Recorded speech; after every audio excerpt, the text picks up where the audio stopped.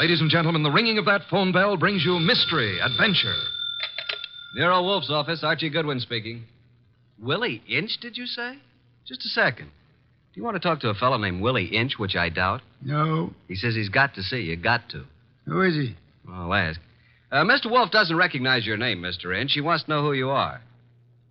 Just a second, I'll tell him. Mr. Inch says he's a sneak thief. He says you never heard of him, but he's heard of you. Should I tell him to get lost? Wait a minute, Archie. Ask him what he wants. Inch, Mr. Wolfe wants to know what you want to see him about. A phony murder rap. Says a phony murder rap. It'd have to be, wouldn't it, Archie? How do you mean? Phony, I mean.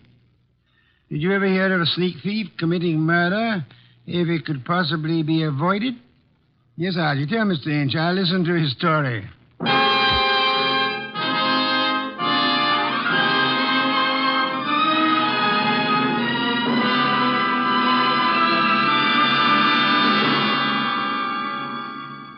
Ladies and gentlemen, it's that renowned genius who is the bulkiest, balkiest, most ponderous, and most brilliant detective in the world. Yes, none other than that chair-borne mass of unpredictable intellect, Nero Wolfe, created by Rex Stout and brought to you in a new series of adventures over this NBC network in the person of Mr. Sidney Greenstreet.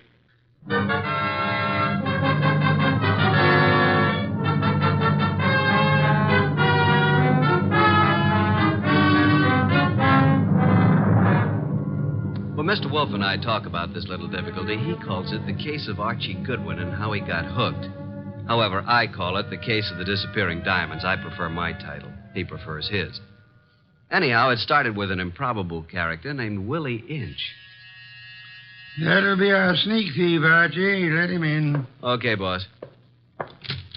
Okay? Inch? Yeah. Come in. In there. I'll follow you. Mr. Wolfe, this is your client. Mr. Inch? Yeah. Tall fellow. Must be over 6'6". Sit down. Where? Archie? Here, Mr. Inch. This ought to be comfortable. Well, Mr. Inch? Look, Mr. Wolfe, they're going to claim that I killed a woman I never even touched. And I'm going to fry for something I never even done. All right, Mr. Inch. How did you kill her? I didn't. I never killed nobody in my life. Mr. Inch, you say you're a thief. Can you prove it? I got a record. Why? I was wondering about that bulge in your pocket. Oh. Oh, here? It's a silver cigarette lighter, ain't it? I guess it sort of dropped into my pocket as I was going by. You see the way it happened? Never mind, Mr. Inch. Now tell me how you didn't kill the woman for whose murder you will fry. Well, Mr. Wolfe, sir, it was like this. There was a window half open, you see, and I happened to crawl inside the house. But hey, now. Well, Mr. Inch? This is just between us, ain't it? Possibly. How do you mean? Explain, Archie. Mr. Wolfe said possibly. Oh. Well, okay. So I happen to find myself in the bedroom, see? So I happen to sort of roam around, and I hear there's like a party going on. You know, people and music. So I lock the door. So go on. Let him tell it his own way, Archie. Well, Mr. Inch? So that's the mistake I make. Mistake? Maybe I leave my fingerprints on the door. So? So later, a dame gets herself knocked off in the same room, and they look for fingerprints, and they find mine. I'm it. That's all. I got a record. So the chair. I see. Pitiful case, isn't it, Archie? Very, very mournful. Inch. Yes, sir? I presume you came away with some souvenirs? Oh, nothing. It wasn't worth the trouble. You know, just odds and ends, junk. Have you got the junk with you? Yeah. Let me see. Here. Cigarette case, platinum. Lighter, gold. Vanity case, gold. That's all? Positively. Junk, the man says. I promise nothing, Mr. Inch, but it might be better if you told the truth. Me? You. Oh, well. One square-cut emerald ring. I just happened to find it. Here's something more. A pewter ashtray. Look, the room is dark. I can't see. Piles of coats under beds and hats and handbags. I take what I find. Why didn't you turn on the lights? One of these big standing lamps. You know what I mean. Go on. I bump into it, and it scares the living... it scares me. So? I turn the switch. It don't work. Archie. That sounds like the law, boss. The law. Stay right where you are, Willie. I suggest that there is a way to find out, Archie. Okay. We don't want any. Good morning, Goodwin. You remember me, your old friend, Inspector Kramer? 2 gentlemen with me are also with the department, Pearlie and Ostrakovich. May we come in? What do you want? We want a murderer, and we want some rocks worth $250,000. Does that answer your question? What makes you think you'll find all those goodies here? Come in, men. We know Willie Inch is here. Where is he? Now, just a second. We're coming with you, Goodwin. Okay, Inspector, come along. Well, Archie? The law. That's Willie Inch. Frisk him. No weapons? Okay, just put the cuffs on him. Inspector Kramer. Oh, yes. Hello, Wolf. I want to tell you something about this man whom you and your men have so bravely captured in my office. You don't need to tell me about him, Wolf. We know about him. Do you indeed? Yes. We know he killed Mrs. Florence Avery March and stripped $250,000 worth of diamonds off her. That's all we need to know. I didn't do no such a thing. Where's the ice, Willie? I never even seen none, honest. Take him away, boys. I'll make the charge when I get back to my office. Wait, Mr. Wolfe, sir. Take him. Look, I ain't done nothing, I tell you. Inspector Kramer. Yeah.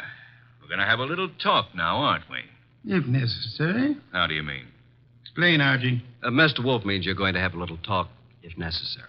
Very funny. I will now draw up a chair and show you why it's necessary. In the first place, $250,000 worth of diamonds makes it necessary. Archie, if you please, a bottle of beer. Okay. Will the inspector name his poison? You know I never drink on duty. And just for me, Archie, please. On my way.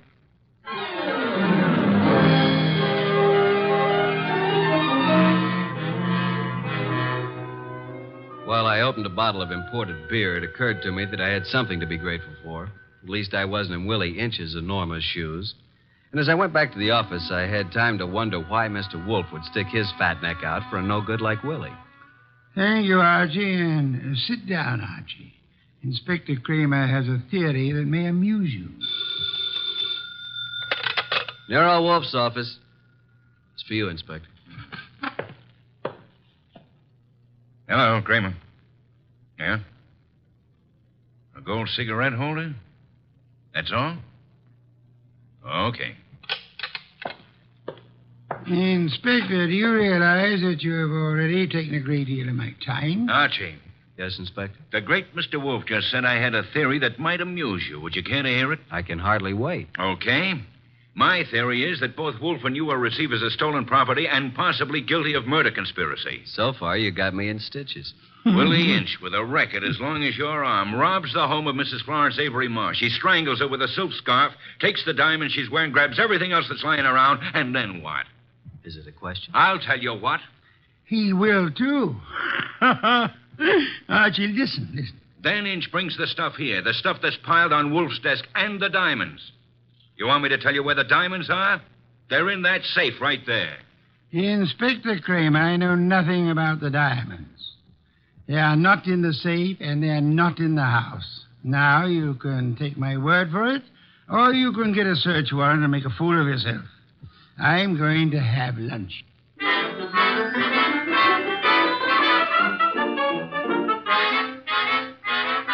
By 2 o'clock, the newspapers were full of the murder of Mrs. Florence Avery March. The suspect was already in custody, caught at the home of Nero Wolfe, well-known private investigator.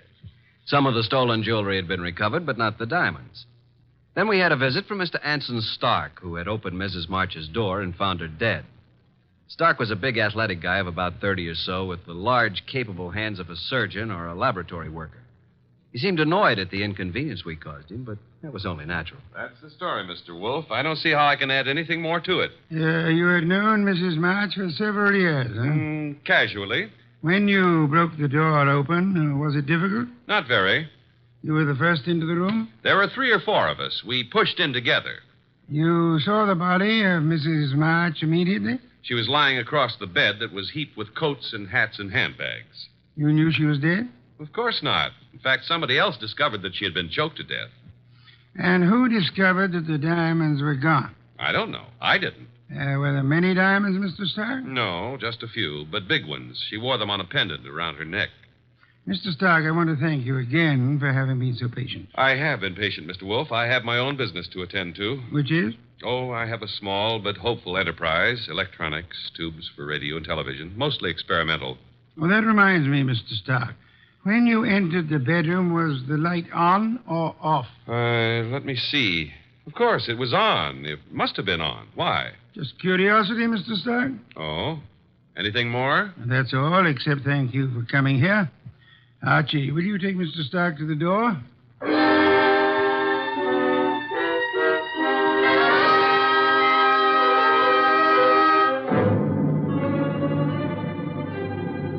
Mr. Stark departed like a man who'd been delayed by a petty annoyance. A few minutes later, the door buzzed, and I went expecting anything. Anything but what was standing on the threshold when I opened up. A honey blonde. Or, to put it another way, a blonde honey. I said hello. No, more like hello. Are you Mr. Wolfe? I'm his assistant, Archie Goodwin, and what can we do for you? Well, I'm Valerie Ladd. And I'm Archie Goodwin. Or did I tell you that? Well, that's exactly where I came in. Well, I mean, where I thought you were going to ask me to come in. Oh, come in. I'm sorry. Well, is he here? Wolf? Mm-hmm. Does he know you? No. Is he expecting you? No. I see. Of course you don't see, do you? Well, this is it, Mr. Goodwin. I'm a writer. Well, I may not look like it, but that's what I am. And I want to do a profile, a character study of Mr. Wolfe for a magazine. Uh-oh. Well, what's wrong? Well, you see, there's a writer named Rex Stout. Oh, I know. He's written a lot about Nero Wolfe, but, well, can't I write about him, too? I don't know if he's going to like it, but you can't be shot for trying. Come on. Mr. Wolfe, this is Valerie Ladd. Pardon me for not rising, Miss Ladd. It is not impolite. It is merely impracticable. Miss Ladd wants to write about you for a magazine. Please, Mr. Wolfe. Nonsense. Mr. Wolfe, if I could just spend a few hours with you, that would be enough. Would it indeed? Oh, yes. Have you written much, Miss Ladd? Oh, reams. You know, the habits of writers interest me. The habits? Yeah, the writing habits. For instance, do you use a pen or a pencil? Do you dictate, or like most writers, do you do your own typing? Mr. Wolfe, if you knew the hours and days and years that I've pounded a typewriter. Of course. Archie, Yes, sir? why don't you take Miss Ladd up and show her the orchids?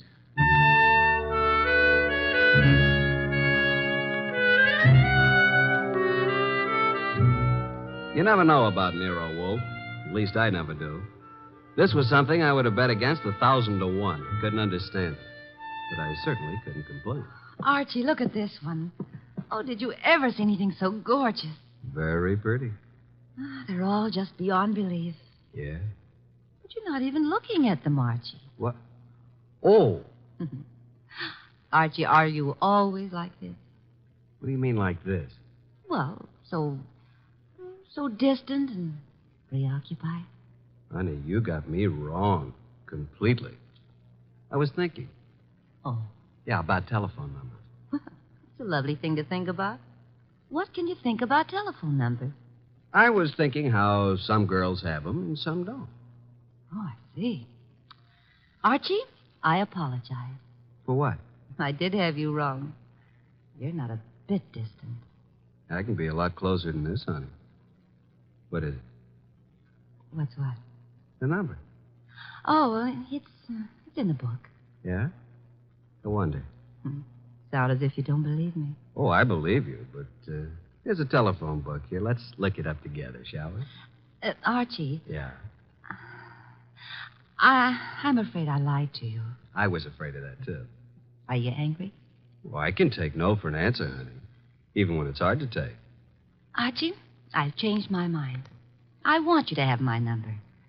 And I want you to use it, too. You know, honey, I'm beginning to take an interest in this dialogue. Let's have it. Okay? Olympia 93659. And a very, very pretty number it is. Valerie Ladd. 2 D's? Mm-hmm. Olympia 93659. Honey blonde. Gorgeous. Oh. Spelled gorgeous. There. What are we doing tonight, Olympia 9? And I said that you were distant and preoccupied. We were talking about tonight. All right, Archie. Yes, I'd love it. Oh, these orchids, they're really beyond belief. And you won't even look at them. True. I'm too busy looking at you. Well, how do I look, Archie? Beyond belief, honey. Beyond belief. Well, there goes the Goodwin luck again. It's a house phone, partner.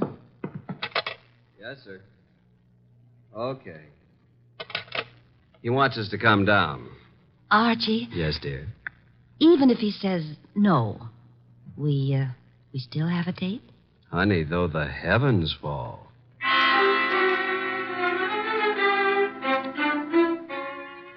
When we entered the office, Mr. Wolfe was frowning over a sheet of letter paper in his hand. He looked up and tossed the paper to me. That is a peculiar thing, Archie. The sheet of letter paper just arrived. Since Miss Ladd is interested in detection, show it to her. Thank you. Well, some sort of code, isn't it? QWERTYUIOP. That's all. What do you suppose it means? You're kidding. Archie. Oh. What? Did I say something wrong? No. Miss Ladd, I'm sorry, but I'm afraid I haven't time for an interview just now. Goodbye, Miss Ladd. Oh, but Mr. Wolfe. Goodbye. Archie? Say goodbye to Mr. Wolfe and let's go, honey. Goodbye. That's the way things can be around here. Well, here's the door, and shall we pause for station identification?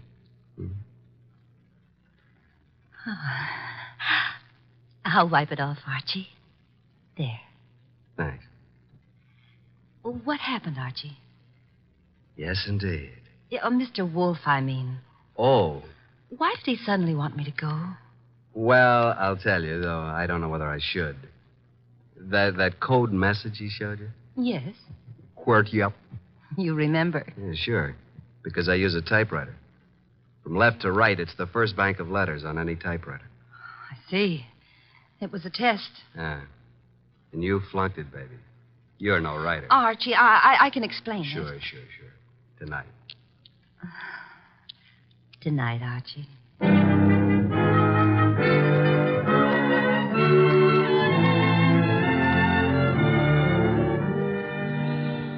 You do believe me, don't you, Archie? Oh, of course, baby, of course. Well, it's just that I was there at the party, when poor Florence was murdered. Then I read in the paper about, how they caught the man at Nero Wolfe's. And I always wanted to be a writer, so I thought if I could get an exclusive interview that would be a good way to start my career, wouldn't it? Yes, it would. Pardon me a second, will you, Valerie? I got to make a phone call. There's a booth. It'll only take a minute or two.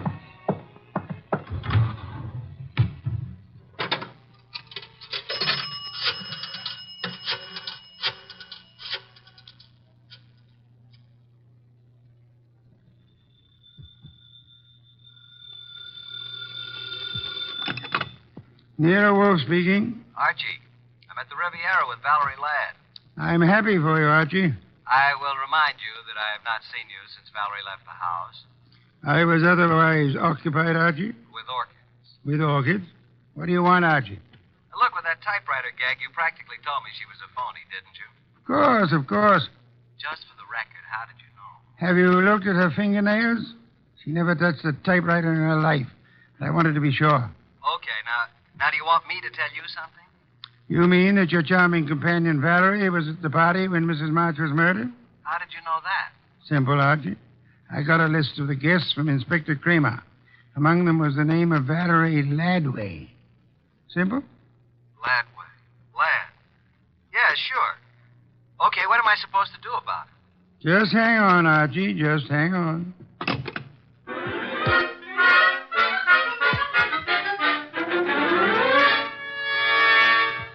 I went back to the honey blonde, the beautiful phony Valerie Ladway. I went back to the table where she should have been, but she wasn't there. I sat down and waited. Looked at my watch, 11:24. 11:32, no Miss Ladway.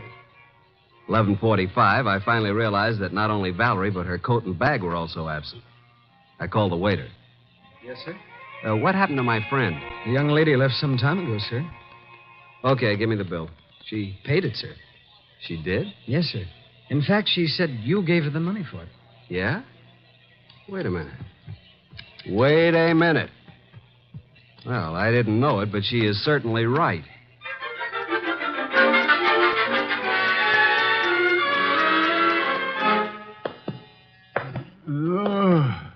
Oh, my. Well, Archie, this is most thoughtless of you. Sorry, I lost my keys. My money, too. Your keys, Archie? Yeah.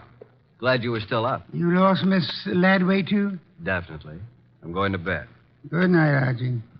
You think it's funny, don't you? Yes, Archie. Yes, I do. Good night, Mr. Wolfe. Archie, Yeah? before you retire, one thing. What? Open the safe, will you? And leave it open. Why? Because there's nothing in it of importance. And it's a valuable safe, and I don't want it damaged. Good night, Archie.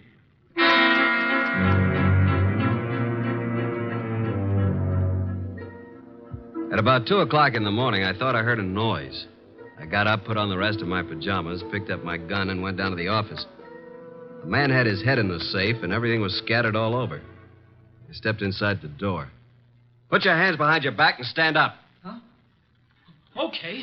Now, just what are you after, Bud?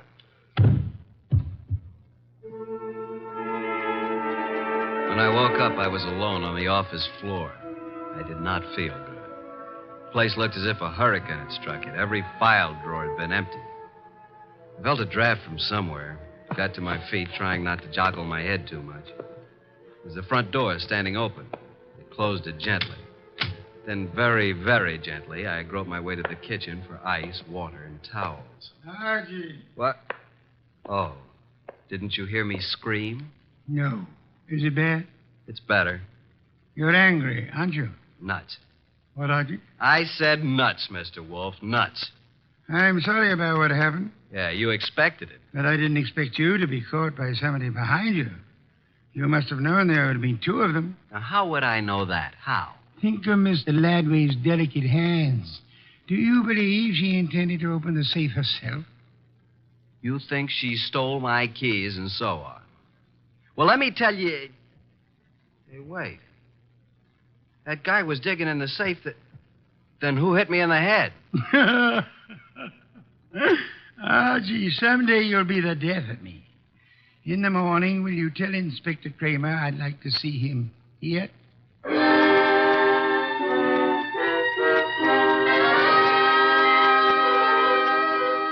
Fuming and protesting, Kramer arrived about 1:30. When I let him into the office, Mr. Wolfe was gazing thoughtfully at the ground floor plan of the house of the late Mrs. Florence Avery March. We'd gotten it from the original architects. Wolfe looked up and almost smiled. Thank you for coming to me, Inspector. You know how difficult it is for me to come to you. Okay, what's up? I take it you haven't found the diamonds. No, not yet. We'll break inch down, though. Don't think we won't. Oh, I'm sure. But this is what I want to ask you, and it's quite serious. Okay, all right, what? After the body was found, your men arrived at the house before anyone left. Right. And before anybody was allowed to go, every person was searched thoroughly. Nobody could have gotten a pin or a needle out of that place. I know something about police methods, and I believe you. Now, how thoroughly did you search the house itself? Wolf, look. We've got that floor plan you're studying now. There are no hidden closets. Every square inch of that house has been examined. The diamonds aren't there. Willie Inch killed the dame and snatched the diamonds. What he did with them, we'll find out. Possibly. Goodbye, Inspector. At approximately 3:15, the postman arrived with an envelope for me. The envelope contained my keys, the bill from the Riviera, and the money left after the check was paid. At approximately 5:07 p.m., I discovered that Wolfe had been using the telephone all by himself. He explained. He was going to have a party. He had invited all of the guests who were at Mrs. Florence Avery March's somewhat fatal party, including Anson Stark, Willie Inch, and Valerie. Nero Wolfe, the natural-born ham, he made an entrance that would have been worthy of Queen Victoria in her heavier days. He sat in his oversized throne behind his oversized desk and beamed at the peasants. Valerie moved toward me. I'm I'm sorry, Archie, but you must know why I did it. Why? Well, you said I wasn't a writer. I wanted to prove that you weren't a detective. Did you take the stuff while we were dancing? I could have, couldn't I? You could have bumped me on the head last night, too, couldn't you? Oh, Archie. Let it go. It was humiliating, though. Ladies and gentlemen, I'm sure you realize the purpose of this party. We want to know who killed Mrs. March and what became of her diamonds. Mr. Inch, Yeah? when you visited the room where the body was found, the room was dark? The bulb was burned out. I tried to turn it on. If there had been a body on the bed, would you have seen it? Maybe. With all those coats, maybe not. Sure. Mr. Stark, Yes, I said the light was on. Perhaps I was wrong. What of it? you're engaged in the manufacture of tubes for radio and television, huh? I told you that. Inspector Kramer, Yeah, what? a light bulb was found in the wastebasket in the room where Mrs. March died. Yeah. Like you said, we tried the bulb in the socket and it worked. So what? One more question. Does anybody remember whether Mr. Stark was carrying a bundle or a package under his arm when he arrived at Mrs. March's party? Oh, I do, Mr. Wolfe.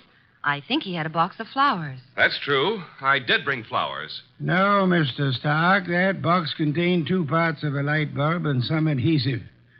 During the party, you strangled Mrs. March, put the diamonds into the light bulb, assembled the thing, and screwed it into the lamp socket. Archie, stop him.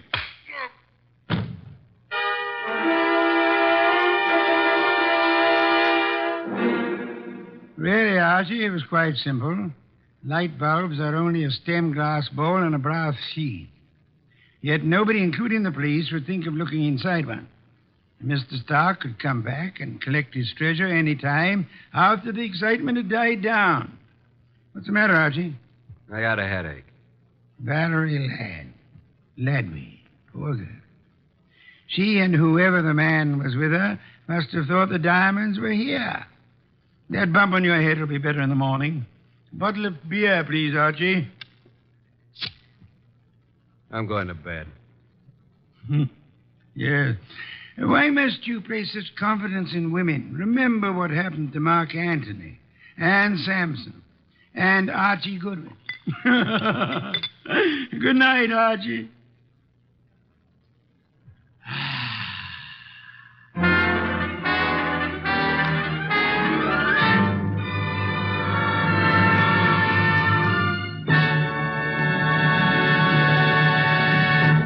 You have been listening to The New Adventures of Nero Wolfe, starring Sidney Greenstreet.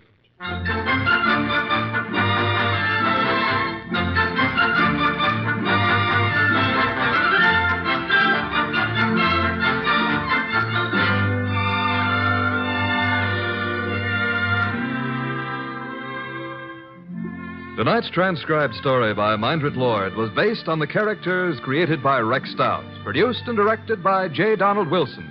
This is an Edwin Fadiman production. In the cast were Harry Bartell as Archie Goodwin, and G.G. Pearson, Bud Heaston, Gray Stafford, Dick Ryan, and Bill Johnstone. Next week at this same time, Nero Wolfe and Archie will bring you The Case of the Midnight Ride. Don Stanley speaking. 3 chimes mean good times on NBC.